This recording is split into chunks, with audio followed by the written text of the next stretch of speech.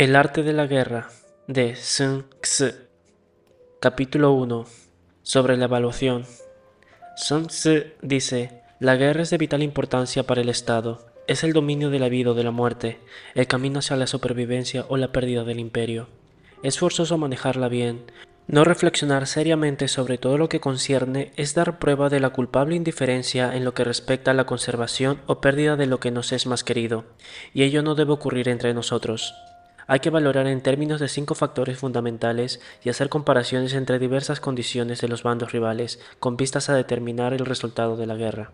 El primero de estos factores es la doctrina, el segundo, el tiempo, el tercero, el terreno, el cuarto, el mando, el quinto, la disciplina. La doctrina significa aquello que hace que el pueblo esté en armonía con su gobernante, de modo que le siga donde sea, sin temer por sus vidas ni a correr cualquier peligro. El tiempo significa el yin y el yang, la noche y el día, el frío y el calor, días despejados o lluviosos, el camino de las estaciones. El terreno implica las distancias y hace referencia a donde es fácil o difícil desplazarse, si el campo abierto o lugares estrechos, y esto influencia las posibilidades de supervivencia. El mando ha de tener como cualidades sabiduría, sinceridad, benevolencia, coraje y disciplina. Por último, la disciplina ha de ser comprendida como la organización del ejército, las graduaciones y rangos entre los oficiales, la regulación de las rutas de suministros y la provisión de material militar al ejército. Estos 5 factores fundamentales han de ser conocidos por cada general. Aquel que los domina, vence; aquel que no, sale derrotado. Por lo tanto, al trazar los planes, han de compararse los siguientes 7 factores, valorando cada uno con mayor cuidado. ¿Qué dirigente es más sabio y capaz? ¿Qué comandante posee el mayor talento? ¿Qué ejército obtiene ventaja de la naturaleza y el terreno? ¿En qué ejército se observan mejor las regulaciones y las instrucciones? ¿Qué tropas son más fuertes? ¿Qué ejército tiene oficiales y tropas mejor entrenadas? ¿Qué ejército administra recompensas y castigos de forma más justa? Mediante el estudio de estos 7 factores, seré capaz de adivinar cuál de los dos bandos saldrá victorioso y cuál será derrotado. El general que siga mi consejo es seguro que vencerá. Ese general ha de ser mantenido al mando. Aquel que ignore mi consejo ciertamente será derrotado. Ese debe ser destituido. Tras prestar atención a mi consejo y planes, el general debe crear una situación que contribuya a su cumplimiento. Por situación quiero decir que debe tomar en consideración la situación del campo y actuar de acuerdo con lo que le es ventajoso. El arte de la guerra se basa en el engaño, por lo tanto, cuando es capaz de atacar, ha de aparentar incapacidad; cuando las tropas se mueven, aparentar inactividad. Si está cerca el enemigo, ha de hacerse creer que está lejos; si está lejos, aparentar que se está cerca.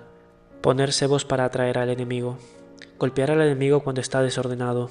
Prepararse contra él cuando está seguro en todas partes. Evitarle durante un tiempo cuando es más fuerte. Si tu oponente tiene un temperamento colérico, intenta irritarle. Si es arrogante, trata de fomentar su egoísmo. Si las tropas enemigas se hallan bien preparadas tras una reorganización, intenta desordenarlas. Si están unidas, siembra la disensión entre sus filas. Ataca al enemigo cuando no está preparado y aparece cuando no te espera. Estas son las claves de la victoria para el estratega. Ahora, si las estimulaciones realizadas antes de la batalla indican victoria, es porque los cálculos cuidadosamente realizados muestran que tus condiciones son más favorables que las condiciones del enemigo. Si indican derrota, es porque muestran que las condiciones favorables para la batalla son menores. Con una evaluación cuidadosa, uno puede vencer; sin ella, no puede. Muchas menos oportunidades de victoria tendrá aquel que no realiza cálculos en absoluto. Gracias a este método, se puede examinar la situación y el resultado aparece claramente. Capítulo 2. Sobre la iniciación de las acciones. Una vez comenzada la batalla, aunque estés ganando, de continuar por mucho tiempo, desanimará a tus tropas y embotará a tu espada. Si estás sitiando una ciudad, agotarás tus fuerzas. Si mantienes a tu ejército durante mucho tiempo en campaña, tus suministros se agotarán. Las armas son instrumentos de mala suerte. Emplearlas por mucho tiempo producirá calamidades. Como se ha dicho, los que a hierro matan, a hierro mueren. Cuando tus tropas estén desanimadas, tu espada embobada, agotadas tus fuerzas y tus suministros son escasos, hasta los tuyos se aprovecharán de tu debilidad para sublevarse. Entonces, aunque tengas consejeros sabios, al final no podrás hacer que las cosas salgan bien. Por esta causa, he oído hablar de operaciones militares que han sido torpes y repentinas, pero nunca he visto a ningún experto en el arte de la guerra que mantuviese la campaña por mucho tiempo. Nunca es beneficioso para un país dejar que una operación militar se prolongue por mucho tiempo. Como se dice comúnmente, sé rápido como el trueno que retumba antes de que hayas podido taparte los oídos. Veloz como el relámpago que relumbra antes de haber podido pestañear. Por lo tanto, los que no son totalmente conscientes de las desventajas de servirse de las armas no pueden ser totalmente conscientes de las ventajas de utilizarlas. Los que utilizan los medios militares con pericia no activan a sus tropas 2 veces, ni proporcionan alimentos en 3 ocasiones con un mismo objetivo. Eso quiere decir que no se debe movilizar al pueblo más de una vez por campaña y que inmediatamente después de alcanzar la victoria no se debe regresar al propio país para hacer una segunda movilización. Al principio esto significa proporcionar alimentos para las propias tropas, pero después se quitan los alimentos al enemigo. Si tomas los suministros de armas de tu propio país, pero quitas los alimentos al enemigo, puedes estar bien abastecido de armamento y de provisiones. Cuando un país se empobrece a causa de las operaciones militares, se debe al transporte de provisiones desde un lugar distante. Si la transportas desde un lugar distante, el pueblo se empobrecerá. Los que habitan cerca de donde está el ejército pueden vender sus cosechas a precios elevados, pero se acaba de este modo el bienestar de la mayoría de la población. Cuando se transportan las provisiones muy lejos, la gente se arruina a causa del alto costo. En los mercados cercanos al ejército, los precios de las mercancías aumentan.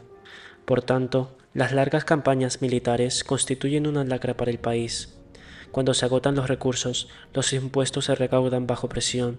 Cuando el poder y los recursos se han agotado, se arruina el propio país. Se priva al pueblo de gran parte de su presupuesto, mientras que los gastos del gobierno para armamento se elevan. Los habitantes constituyen la base de un país, los alimentos son la felicidad del pueblo. El príncipe debe respetar este hecho y ser sobrio y austero en sus gastos públicos. En consecuencia, un general inteligente lucha por desproveer al enemigo de sus alimentos. Cada porción de alimentos tomados al enemigo equivale a 20 que te suministras a ti mismo. Así pues, lo que arrasa al enemigo es la imprudencia y la motivación de los tuyos en asumir los beneficios de los adversarios.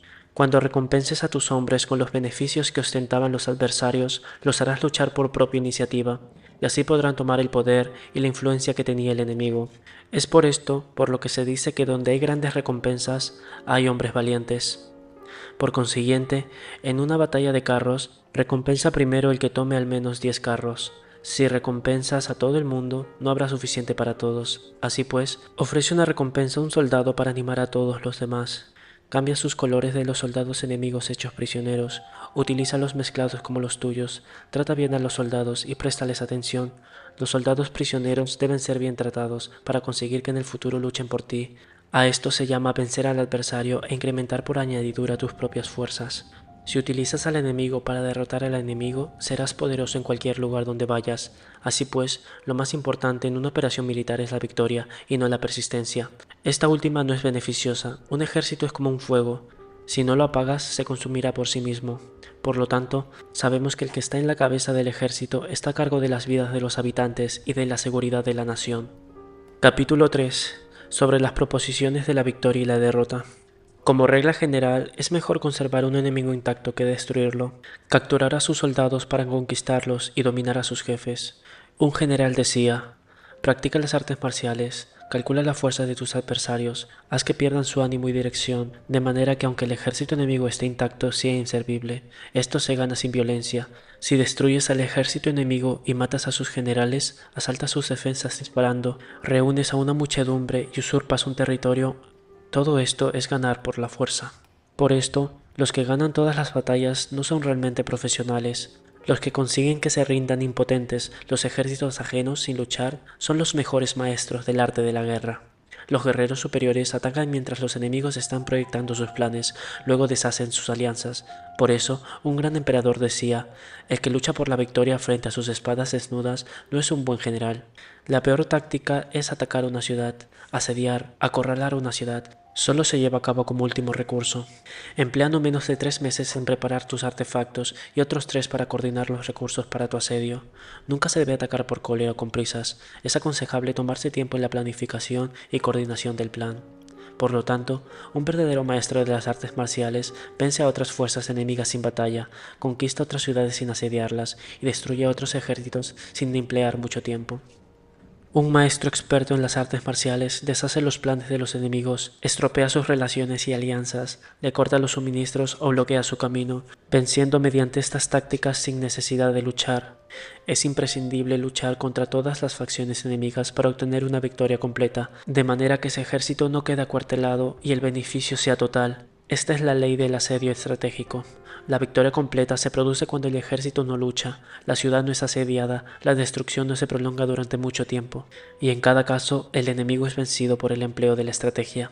Así pues, la regla de la utilización de la fuerza es la siguiente: si tus fuerzas son 10 veces superiores a las del adversario, rodéalo; si son 5 veces superiores, atácalo; si son 2 veces superiores, divídelo; si tus fuerzas son iguales en número, lucha si te es posible; si tus fuerzas son inferiores, mantente continuamente en guardia, pues el más pequeño fallo te acarrearía las peores consecuencias.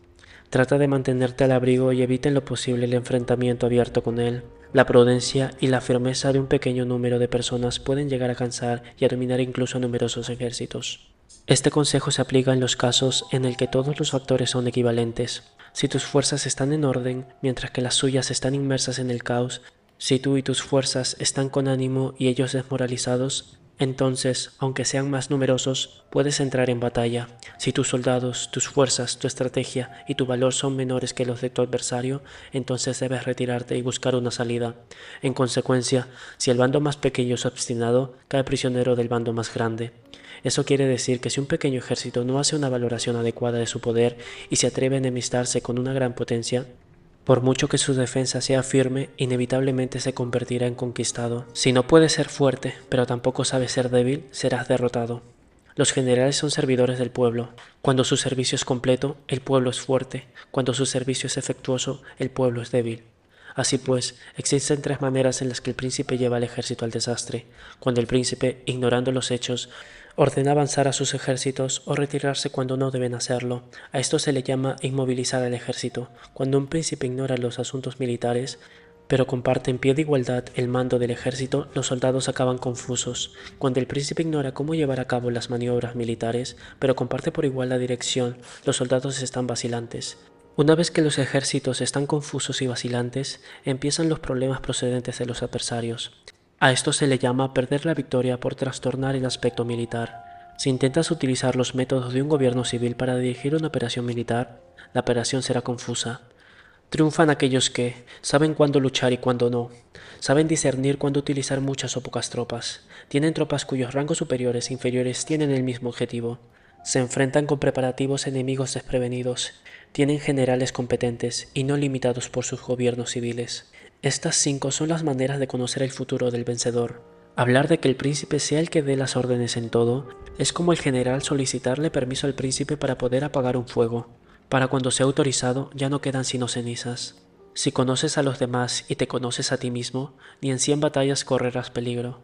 Si no conoces a los demás pero te conoces a ti mismo, perderás una batalla y ganarás otra. Si no conoces a los demás ni te conoces a ti mismo, correrás peligro en cada batalla. Capítulo 4. Sobre la medida en la disposición de los medios. Antiguamente, los guerreros expertos se hacían a sí mismos invencibles en primer lugar. Después, aguardaban para descubrir la vulnerabilidad de sus adversarios. Hacerte invencible significa conocerte a ti mismo. Aguardar para descubrir la vulnerabilidad del adversario significa conocer a los demás.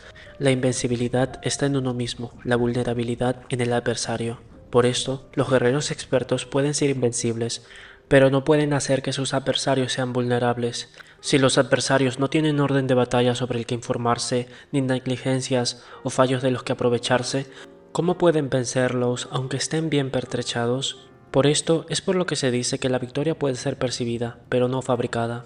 La invencibilidad es una cuestión de defensa, la vulnerabilidad una cuestión de ataque.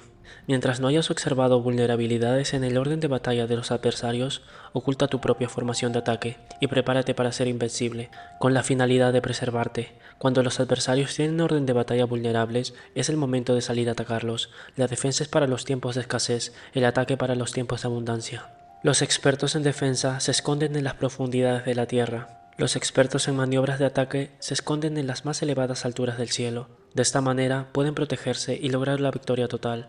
En situaciones de defensa, acalláis las voces y borráis las huellas, escondidos como fantasmas y espíritus bajo tierra. invisibles para todo el mundo. En situaciones de ataque, vuestro movimiento es rápido y vuestro grito fulgurante, veloz como el trueno y el relámpago. Para los que no se pueden uno preparar, aunque vengan del cielo.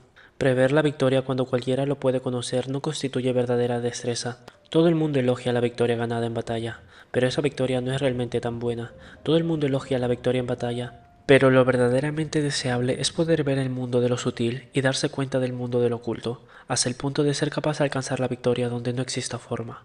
No se requiere mucha fuerza para levantar un cabello. No es necesario tener una vista aguda para ver el sol y la luna, ni se necesita tener mucho oído para escuchar el retumbar del trueno. Lo que todo el mundo conoce no se llama sabiduría. La victoria sobre los demás obtenida por medio de la batalla no se considera una buena victoria. En la antigüedad, los que eran conocidos como buenos guerreros vencían cuando era fácil vencer. Si solo eres capaz de asegurar la victoria tras enfrentarte a un adversario en un conflicto armado, esa victoria es una dura victoria. Si eres capaz de ver lo sutil y de darte cuenta de lo oculto, irrumpiendo antes el orden de batalla, la victoria así obtenida es una victoria fácil. En consecuencia, las victorias de los buenos guerreros no destacan por su inteligencia o su bravura. Así pues, las victorias que ganan en batalla no son debidas a la suerte. Sus victorias no son casualidades, sino que son debidas a haber situado previamente en posición de poder ganar con seguridad, imponiéndose sobre los que ya han perdido de antemano. La gran sabiduría no es algo obvio, el mérito grande no se anuncia. Cuando eres capaz de ver lo sutil, es fácil ganar. ¿Qué tiene esto que ver con la inteligencia o la bravura? Cuando se resuelven los problemas antes de que surjan, ¿quién llama a esto inteligencia? Cuando hay victoria sin batalla, ¿quién habla de bravura? Así pues, los buenos guerreros toman posición en un terreno en el que no pueden vencer y no pasan por alto las condiciones que hacen a su adversario proclive a la derrota. En consecuencia, un ejército victorioso gana primero y entabla la batalla después. Un ejército derrotado lucha primero e intenta obtener la victoria después. Esta es la diferencia entre los que tienen estrategia y los que no tienen planes premeditados. Los que utilizan bien las armas cultivan el camino y observan las leyes. Así pueden gobernar prevaleciendo sobre los corruptos. Servirse de la armonía para desvanecer la oposición, no atacar un ejército inocente, no hacer prisioneros o tomar botín por donde pasa el ejército, no cortar los árboles ni contaminar los pozos, limpiar y purificar los templos de las ciudades y montañas del camino que atraviesas, no repetir los errores de una civilización decadente. A todo esto se llama el camino y sus leyes. Cuando el ejército está estratégicamente disciplinado hasta el punto en el que los soldados morirían antes de desobedecer las órdenes y las recompensas y los castigos merecen confianza y están bien establecidos, cuando los jefes y los oficiales son capaces de actuar de esta forma, pueden vencer a un príncipe enemigo corrupto. Las reglas militares son 5: medición, valoración, cálculo, comparación y victoria. El terreno da lugar a las mediciones. Estas dan lugar a las valoraciones a los cálculos, estos a las comparaciones, y las comparaciones dan lugar a las victorias. Mediante las comparaciones de las dimensiones puedes conocer dónde se halla la victoria o la derrota. En consecuencia, un ejército victorioso es como un kilo comparado con un gramo. Un ejército derrotado es como un gramo comparado con un kilo. Cuando el que gana consigue que su pueblo vaya a la batalla como si estuviera dirigiendo una gran corriente de agua hacia un cañón profundo, esto es una cuestión de orden de batalla. Cuando el agua se acumula en un cañón profundo, nadie puede medir su cantidad, lo mismo que nuestra defensa no muestra su forma. Cuando se suelta el agua, se precipita hacia abajo como un torrente, de manera tan irresistible como nuestro propio ataque.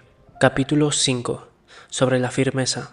La fuerza es la energía acumulada o lo que se percibe. Esto es muy cambiante. Los expertos son capaces de vencer al enemigo creando una percepción favorable en ellos, así obtener la victoria sin necesidad de ejercer su fuerza. Gobernar sobre muchas personas como si fueran pocos es una cuestión de dividirlos en grupos o sectores, es organización.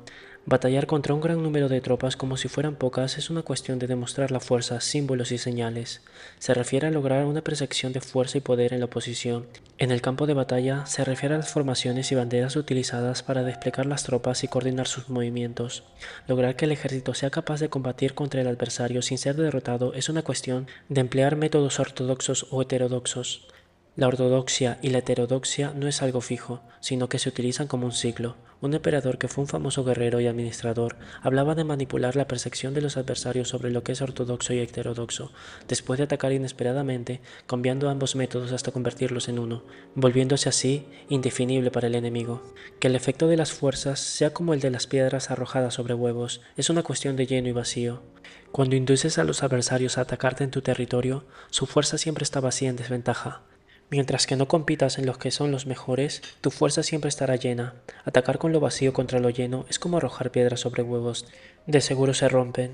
Cuando se entabla una batalla de manera directa, la victoria se gana por sorpresa. El ataque directo es ortodoxo, el ataque indirecto es heterodoxo. Solo hay dos clases de ataques en la batalla: la extraordinaria por sorpresa, el directo ordinario, pero sus variantes son innumerables. Lo ortodoxo y lo heterodoxo se originan recíprocamente, como un círculo sin comienzo ni fin. ¿Quién podría agotarlos? Cuando la velocidad del agua que fluye alcanza el punto en el que puede mover las piedras, esta es la fuerza directa. Cuando la velocidad y la maniobrabilidad del halcón es tal que puede atacar y matar, esta es la precisión. Lo mismo ocurre con los guerreros expertos. Su fuerza es rápida, su precisión certera. Su fuerza es como disparar una catapulta, su precisión es dar en el objetivo previsto y causar el efecto esperado. El desorden llega del orden, la cobardía surge del valor, la debilidad brota de la fuerza. Si quieres fingir desorden para convencer a tus adversarios y distraerlos, primero tienes que organizarle el orden, porque solo entonces puedes crear un desorden artificial. Si quieres fingir cobardía para conocer la estrategia de los adversarios, primero tienes que ser extremadamente valiente, porque solo entonces puedes actuar como tímido de manera artificial. Si quieres fingir debilidad para inducir la arrogancia en tus enemigos, primero has de ser extremadamente fuerte, porque solo entonces puedes pretender ser débil. El orden y el desorden son una cuestión de organización. La cobardía es una cuestión de valentía y de la ímpetu. La fuerza y la debilidad son una cuestión de formación en la batalla. Cuando un ejército tiene la fuerza del ímpetu y percepción, incluso el tímido se vuelve valiente. Cuando pierde la fuerza del ímpetu, incluso el valiente se convierte en tímido. Nada está fijo en las leyes de la guerra, estas se desarrollan sobre la base del ímpetu. Con astucia se puede anticipar y lograr que los adversarios se convenzan a sí mismos cómo proceder y moverse. Les ayuda a caminar por el camino que les traza. Hace moverse a los enemigos con la perspectiva del triunfo, para que caigan en la emboscada. Los buenos guerreros buscan la efectividad en la batalla a partir de la fuerza del ímpetu, percepción, y no dependen solo de la fuerza de sus soldados. Son capaces de escoger a la mejor gente, desplegarlos adecuadamente y dejar que la fuerza del ímpetu logre sus objetivos. Cuando hay entusiasmo, convicción, orden, organización, recursos, compromiso de los soldados, tienes la fuerza del ímpetu y el tímido es valeroso. Así es posible asignar a los soldados por sus capacidades, habilidades y encomendarle deberes y responsabilidades adecuadas. El valiente puede luchar, el cuidadoso puede hacer de centinela, el inteligente puede estudiar, analizar y comunicar, cada cual es útil. Hacer que los soldados luchen permitiendo que la fuerza del ímpetu haga su trabajo es como hacer rodar rocas. Las rocas permanecen inmóviles cuando están en un lugar plano, pero ruedan en un plano inclinado. Se quedan fijas cuando son cuadradas, pero giran si son redondas. Por lo tanto, cuando se conduce a los hombres a la batalla con astucia, el impulso es como rocas redondas que se precipitan montaña abajo. Esta es la fuerza que produce la victoria. Fin del capítulo 5.